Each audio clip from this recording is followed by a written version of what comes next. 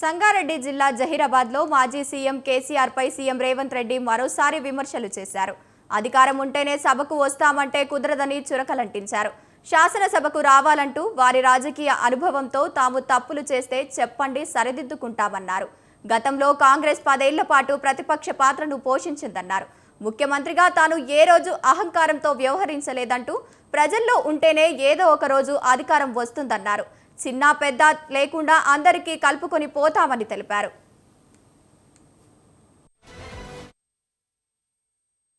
అండగా నిలబడండి, ఈ ప్రాంతాన్ని అభివృద్ధి చేసే బాధ్యత నేను తీసుకుంటాను.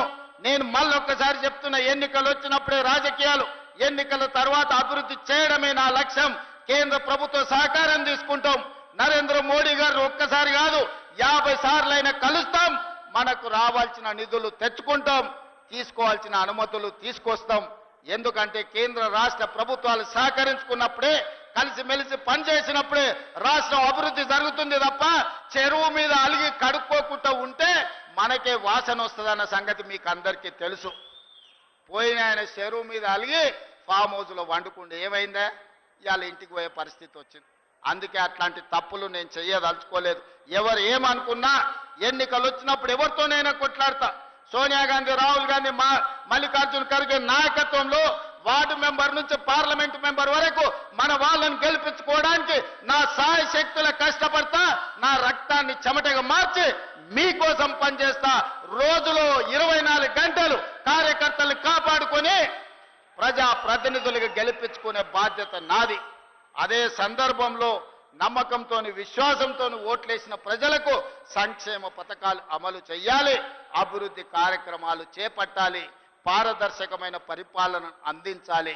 ఇవాళ సంక్షేమ పథకాలు అమలు చేయాలంటే రాష్ట్రానికి ఆదాయం రావాలి. రాష్ట్రానికి ఆదాయం పెరగాలంటే ఐటీ, ఫార్మా ఇండస్ట్రీతో పాటు ఇవాళ ఇండస్ట్రియల్ పార్కులు రావాలి. పరిశ్రమలు వచ్చి పెట్టుబడులు పెట్టి మన నిరుద్యోగ యువకులకు ఉద్యోగాలు వచ్చి రాష్ట్ర ఆదాయం పెరిగితే ఆదాయాన్ని పెంచాలి, పేదలకు పంచాలి అనే లక్ష్యంతో ఈ రోజు రాష్ట్రాన్ని ముందుకు నడిపిస్తున్నాం. ఇవన్నీ చెయ్యాలి అంటే ప్రతిపక్షాలతో సహా కేంద్ర ప్రభుత్వ సహాయం కూడా కావాలి. అందుకే ప్రతిపక్ష నాయకుడికి నేను విజ్ఞప్తి చేస్తున్నా, రండి శాసనసభకు, మాట్లాడండి. మీ 40 ఏళ్ల రాజకీయ అనుభవాన్ని మాకు సూచనలు ఇవ్వండి. ఎక్కడైనా మేము తప్పు చేస్తే సరిదిద్దుకోవడానికి మాకు సూచన చెయ్యండి. మీరు అధికారం ఉంటేనే వస్తాను, లేకపోతే నేను పోయి ఫామ్ హౌస్లో పడుకుంటానంటే ప్రజలే ఆలోచించి విచక్షణతోని ప్రజలే నిర్ణయం తీసుకుంటారు. ఇవాళ మేము 10 ఏళ్ళు ప్రతిపక్షంలో ఉన్నాం. ఎమ్మెల్యేగా ఉన్నా, ఎమ్మెల్సీగా ఉన్నా. 20 ఏళ్ల నుంచి నేను జడ్పీటీసీగా పనిచేసిన, ఎమ్మెల్సీగా పనిచేసిన, 2 సార్లు ఎమ్మెల్యేగా పనిచేసిన, ఓసారి ఎంపీగా పనిచేసిన. ఈ 20 ఏళ్లలో ఎన్నడూ నేను అధికారంలో లేను, కానీ ఏ ఒక్క రోజు కూడా సెలవు తీసుకోలే. ప్రతిపక్షంలో ప్రజల తరఫున ప్రశ్నించే గొంతుకలై ఉండాలి. ప్రతిపక్షాలు ప్రజా సమస్యల్ని లేవనెత్తే విధంగా మాట్లాడాలి.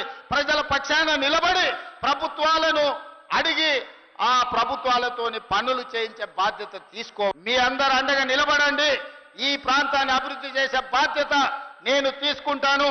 నేను మళ్ళొక్కసారి చెప్తున్న, ఎన్నికలు వచ్చినప్పుడే రాజకీయాలు, ఎన్నికల తర్వాత అభివృద్ధి చేయడమే నా లక్ష్యం. కేంద్ర ప్రభుత్వ సహకారం తీసుకుంటాం.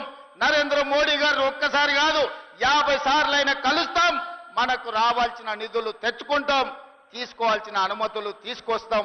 ఎందుకంటే కేంద్ర రాష్ట్ర ప్రభుత్వాలు సహకరించుకున్నప్పుడే, కలిసిమెలిసి పనిచేసినప్పుడే రాష్ట్రం అభివృద్ధి జరుగుతుంది తప్ప చెరువు మీద అలిగి కడుక్కోకుండా ఉంటే మనకే వాసన వస్తుందన్న సంగతి మీకు అందరికీ తెలుసు. పోయిన ఆయన చెరువు మీద అలిగి ఫామ్ హౌస్లో వండుకుంటే ఏమైందా? ఇవాళ ఇంటికి పోయే పరిస్థితి వచ్చింది. అందుకే అట్లాంటి తప్పులు నేను చెయ్యదలుచుకోలేదు. ఎవరు ఏమనుకున్నా ఎన్నికలు వచ్చినప్పుడు ఎవరితోనైనా కొట్లాడతా. సోనియా గాంధీ, రాహుల్ గాంధీ, మల్లికార్జున ఖర్గే నాయకత్వంలో వార్డు మెంబర్ నుంచి పార్లమెంట్ మెంబర్ వరకు మన వాళ్ళని గెలిపించుకోవడానికి నా సాయ శక్తుల కష్టపడతా. నా రక్తాన్ని చెమటగా మార్చి మీకోసం పనిచేస్తా. రోజులో 24 గంటలు కార్యకర్తలను కాపాడుకొని ప్రజా ప్రతినిధులుగా గెలిపించుకునే బాధ్యత నాది. అదే సందర్భంలో నమ్మకంతో, విశ్వాసంతో ఓట్లేసిన ప్రజలకు సంక్షేమ పథకాలు అమలు చేయాలి, అభివృద్ధి కార్యక్రమాలు చేపట్టాలి, పారదర్శకమైన పరిపాలన అందించాలి.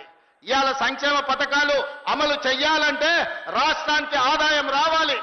రాష్ట్రానికి ఆదాయం పెరగాలంటే ఐటీ ఫార్మా ఇండస్ట్రీతో పాటు ఇవాళ ఇండస్ట్రియల్ పార్కులు రావాలి, పరిశ్రమలు వచ్చి పెట్టుబడులు పెట్టి మన నిరుద్యోగ యువకులకు ఉద్యోగాలు వచ్చి రాష్ట్ర ఆదాయం పెరిగితే ఆదాయాన్ని పెంచాలి, పేదలకు పంచాలి అనే లక్ష్యంతో ఈ రోజు రాష్ట్రాన్ని ముందుకు నడిపిస్తున్నాం. ఇవన్నీ చెయ్యాలి అంటే ప్రతిపక్షాలతో సహా కేంద్ర ప్రభుత్వ సహాయం కూడా కావాలి. అందుకే ప్రతిపక్ష నాయకుడికి నేను విజ్ఞప్తి చేస్తున్నా, రండి శాసనసభ మాట్లాడండి, మీ 40 ఏళ్ల రాజకీయ అనుభవాన్ని మాకు సూచనలు ఇవ్వండి. ఎక్కడైనా